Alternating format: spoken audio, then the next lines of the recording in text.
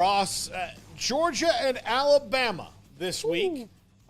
Oklahoma State and Kansas State. This is where we're getting into the meaty part of the schedule here. Kentucky is at Ole Miss. I don't think that they can pull off another near win like they did against Georgia. But maybe Mark Stoops has learned his lesson. If you have the opportunity, take a chance, buddy.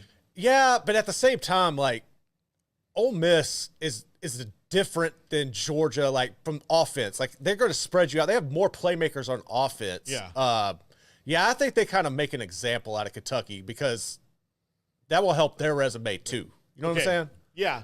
I'll tell you, if you want to talk about a team that kind of got dealt a favor in the schedule, they have not played anybody yet. Ole Miss. Mm-hmm. Wake Forest is the best team that they have played. Yeah, and Wake Forest isn't very good this year. No. Kentucky, who we know about. South Carolina, who should be probably the toughest team they play, but we'll see. Then they go to LSU, which would be the first team that can probably run with them on offense, but LSU's defense can't hang with them. Exactly. It's not happening. That was a shootout last year. It'll probably be a shootout for at least most of it this year, I would think. Then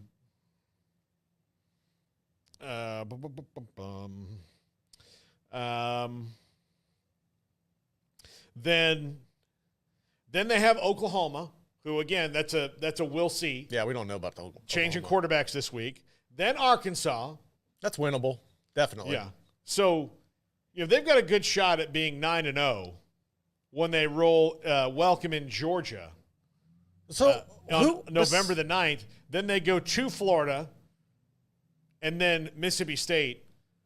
By far so the Georgia, easiest schedule in the SEC. Georgia's the only major team they play? Yeah. That's ridiculous. Yeah. No. If this is – I'll say this about Ole Miss right now. If not now, Lane, when? It'll never happen if you can't do it now. If they can't do it now, if they cannot make a run in this thing. And look, they're good. I'm not knocking the people they play. They've blown the doors off of all of them. They haven't had a scare. They haven't had a moment. Jackson Dart is in his bag. He's good. All that. They are loaded. But this schedule, everybody talked about Texas's run in the – no. No, this is easier than that. No. This is the gift schedule from the SEC. Yeah, it's like the SEC said, look, guys, we've seen you spend a bunch of money. We really need another team to pop up here. So we're going to – they could not have paved the road better for them. No. They could not have paved the road better for them. And it's worked out normally on normal years having LSU and Oklahoma would back-to-back weeks. And I'm not saying it's not going to be tough. Would be tougher than it is this year. Oh, yeah. Typically you would think that if you had LSU, Oklahoma, and Georgia on your schedule, you're looking at hopefully getting 2 of those, but realistically knowing that you are probably going to get 1, whereas now it's okay, we could possibly get 3, but more than likely we're going to get 2 of these and fall to Georgia. And then at that point it wouldn't matter because you could either meet them in the championship game or not. You're still going to make the playoff, and you're going to make a run. Yeah. So they're good. They're fine. Absolutely. So, that's it's not now when. And I'm sure if I'm Lane Kiffin, I have that in my mind. Let's not that he's thinking that this is, but let's make sure we take advantage of every good hand we've been dealt here. Right. Let's not squander it because here's the thing. And this is the case in the SEC. Everybody's excited. Everybody was oh, look at Texas's schedule that they got. Guess what? That Florida schedule is coming around for everybody. Mm-hmm. It's eventually going to come around for everybody. They're just they just got it at the worst possible time for their university. Yep. That's why it looks so much worse is you've got a coach that's trying not to get fired, which that's more than likely over now. And then he's got to go into the teeth of the schedule. So, Oklahoma, same thing. Brent Venables is probably fine, but they didn't get done any favors. But that schedule is coming around for everybody. Yeah, I also think look, Alabama's going to get it 1 year. Yeah, Georgia's going to get it 1 year. The thing is we won't notice as much because they're who they are. I also think Oklahoma now is up to a point where you kind of get a pass on this because of the quarterback situation. You could say, well, we made a bad decision or whatever, and you now that you've made that move, it helps take off some of the pressure if you have an excuse of why you couldn't do it. Plus, their offensive line play their line play in general has kind of been suspect. Yeah, absolutely. But Oklahoma State and Kansas State, we talked a little bit about it yesterday on the main show, but these are two teams that really need this one right now, so they don't kind of go into a spiral. I like Kansas State in Manhattan. I like them to be able to kind of keep Oklahoma State off kilter like they have been. Now, look, they both just took their first losses, so it's not like it's total panic time. But if you look at the way that Oklahoma State's played compared to Kansas State, like outside of the BYU game, which was a shocking blowout, like I wouldn't have been so shocked if BYU had won that game like they won the SMU game 18-15. But the way they did that, nobody does that to K-State. Like really has got to do some soul searching in Manhattan this week. But Oklahoma State is not playing Mike Gundy style football right now. And Mike Gundy's the first one to admit it. But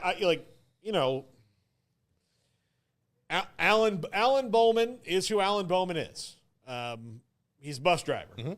And their offensive line has underperformed based on all of those veterans coming back. And, I when I made my Big 12 preseason team, I took great pains to make sure I had at least one Oklahoma State lineman on there. And so far, I almost put 3 of them on there because of how highly touted they are. But so far, they've not lived up to any of that billing. Now, I'm kind of wondering what that line is. I wonder what's going on there. Well, that, but it also is it a point where these players have stuck around at Oklahoma State because they don't have great draft status, and it's a point where you were banking on your age and experience. You were trying to approach the season like an older young team in men's basketball making a run, right? We're just going to bank on our experience, and maybe you're just not that good up there. And when you're going up against younger guys who are better and more athletic, you're getting worked. That's kind of the risk you run when you keep older people or players around like that. I suppose I don't know. I don't think it's that. I mean, it's just they have underperformed. They've underperformed, and so this is an opportunity. They've got to get Ollie. If they want to beat Kansas State, Ollie Gordon's got to be a part of this. Yeah, he's been a non-factor all year. Yeah, he's been. Yeah, looking at that Arkansas game, he was a non-factor until overtime. But eventually he's going to get you. That's why you can't let him hang around. But Utah made their entire offense irrelevant until the last 4 minutes of the game. And even then, they looked really bad. An interesting one this week, Louisville and Notre Dame. That's number 15, number 16 in the country. Tyler Shuck's been playing well, and he's been healthy. This is by far the best team Louisville has played defensively.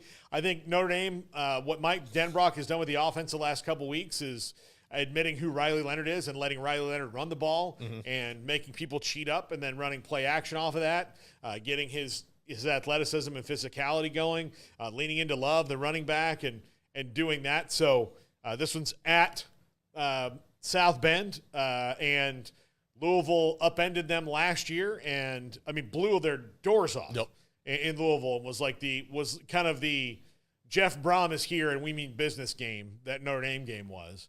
And coasted on through until the end of the year.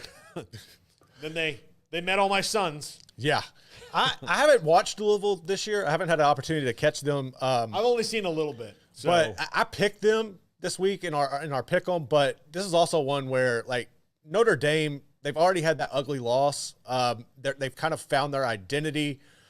I could see the Irish honestly winning this one, and I wouldn't be surprised if they did. Yeah. But it's going to be an interesting matchup. And you bring up a good point. Louisville hasn't faced nobody, whereas Notre Dame has started off with freaking A&M and Kyle Field. And A&M is not great or anything, but that's a hell of an environment to go play in. A&M's pretty good though. They're pretty good, but they're all right. This is a team that's going to win 7-8 games. They'll beat LSU probably. We'll see. We'll see how they do playing that game in the middle of the year and not the end. Yeah. That's going to feel weird. Here's the deal with A&M and LSU. When they were non-conference foes, it was always at the beginning of the year. First, second, third game, before conference season. Then when they started playing each other again, that was A&M's rival. They tried to replace it with Texas. Yeah, they were we're going to play LSU, which A&M fans were excited about, and LSU fans are like, all right. We don't like them. We liked it. I think LSU and A&M fans love the game, but I hate losing to them. Well, yeah. I mean, but we love the game, right? Yeah, like it's fun. You know, you love the game. It's fun. Like I grew up in the generation that likes when they played every year, and then RC Slocum came along, started beating LSU. And they didn't want that no more. And they were like, no, we don't. We can't look down on you if you beat us like 3 times in a row. So let's not schedule it. And then they brought it back. And all these old school Aggies and old school LSU fans like it. It should be played every year. It should be played every year, especially because of the proximity. Yeah, that's really what I'm close. saying. Like, but it's not the rivalry game. No. Let's not make it the rivalry game. It's one of the games you care about the most, but it's not the rivalry. Like, if you look on the schedule, you rank your couple rivalry games, and you're like, oh, LSU, really want to beat LSU. But it's not like, you know, it's more important to each other than when they play Kentucky or Correct. Mizzou or something like that. But it's not as important as when LSU plays Arkansas. or Bama or something. Bama, Yeah, no. Or Florida, you know, Yeah. Tennessee, you know, those are probably more important. But a couple more games before we get to the big dog, the big daddy game of the week. Wazoo at Boise State. Woo. Yeah, with Pac-12, like a Pac-12 matchup. We're going to get this conference game coming up in a couple years. That one should be very interesting. And then one that bears watching, Illinois at Penn State. Here is a challenge for Penn State. A really good defense. Luke Altmaier's playing well. He's balling. Drew Aller's really taking steps forward this year. Andy Kotelnicki has got a Penn State offense that scares people. This is an under-the-radar good game that people maybe aren't talking about, because at the same exact time as that game's going on, we've got Georgia at Bama. And to me, this is a total toss-up game. I'm picking Georgia because of the revenge factor. I took Bama. But I might flip to Bama because it's in Tuscaloosa. Bama's kind of had their number, and this is, for Kalen DeBoer, this is his first big test. Well, also, Georgia's in a place right now where, like, they're having depth issues in the lines, and I think that's going to kind of show its ugly head against Bama, and I think that's where Bama gets the edge on them. Jalen Milroe is playing surreal right now. He's the better quarterback in this game. I think it's going to be intriguing to see how DeBoer holds up in this coaching matchup, because we've seen him make some mistakes in the past, but I think it's going to be a fantastic game. I think it's going to go down to the wire. But this is one where, honestly, I can see Bama getting the win and shaking things up a little bit in the SEC. Well, you know, like, here's what I know about Kalen DeBoer. He's not going to be afraid of anything. Hell no. And he's got, look, Jalen Milroe's one of the best players in the country. And being overshadowed now, which I think Alabama needs a little bit. He's being overshadowed by the fact that you've got Cam Ward and Shadur Sanders and, you know, some of these other guys. Arch Manning. Yeah, all that. Like, people are talking about all these other teams, and Jalen Milroe's just going out there tearing it up right now. So, yeah, I think that's something to keep your eye on as well. But I really do. I won't be able to watch the game because I'll be at FSU and SMU, which is a way more depressing game than it started out to be when I bought the tickets. Going back to the Illinois game with Penn State, do you think it kind of benefits Illinois that they're just coming off that game with Nebraska where they play eerily similar offense to what you see with Penn State? But I mean, I do, and they played on the road on a big stage. Like, I think it benefits them. Like, I think it benefits them. This is probably going to be the toughest stretch of their schedule for sure, against Nebraska on the road in an environment that's really tough to play in, and now going to a tougher environment at night. Is this? I don't know if this is the whiteout game or not. Oh, if it's a whiteout. What? Those I I've think got they to usually get to a save those whiteout. for, like doing a whiteout for Illinois would be giving Illinois too much credit, respect, for a school like Penn State they got to snub their nose at them. Who's in the country club. So, but yeah, I definitely think that would be a good one. And then of course we got the big dog. That's going to be really fun to watch. So. You nervous? You nervous about Knowles and yeah, of course SMU? I am. Of course I am. What are your expectations? None. I like it. No expectations. You shouldn't at this point. No expectations. Do your best. That's what I want. And look, Participation they're already, like, the week is already wonky because that hurricane, tropical, like, it's going to be a hurricane, but Tropical Storm Helene is coming right to Tallahassee. Like, that's it's like it's pointed right at Doak Campbell Stadium if you look at the track right now. Some of my friends that were going to go to the game, we're going to hang out all weekend, not coming now. They've got to evacuate. They're going to Alabama. So Florida State's probably, I would assume they're going to have to leave tonight to get out on time and move, like the logistics of like going to the hotel and being like, hey, do you have all these rooms for us tonight? Or would they have to go somewhere else and then go to Dallas? You know, that they have a charter flight, so it's not as difficult. It's not like they have to get but the logistics 100-person travel party onto a Spirit Airlines flight. But yeah, so the week's like, given this week and all that's already wonky, like I have no expectations. I just want to see them in person. I want to meet some other FSU people. Yeah, you like to feel part of something. Right. You know, I've not been able to. I've been so far removed from the world of my, the people who get to go. Like Kim Coulter gets to go see Texas Tech every week and gets to be in that community. I don't get to do that. No. I've been covering games for 20 years now of a school that I'm not affiliated with at all, like personally. It's just how it is. So, that's going to do it for us.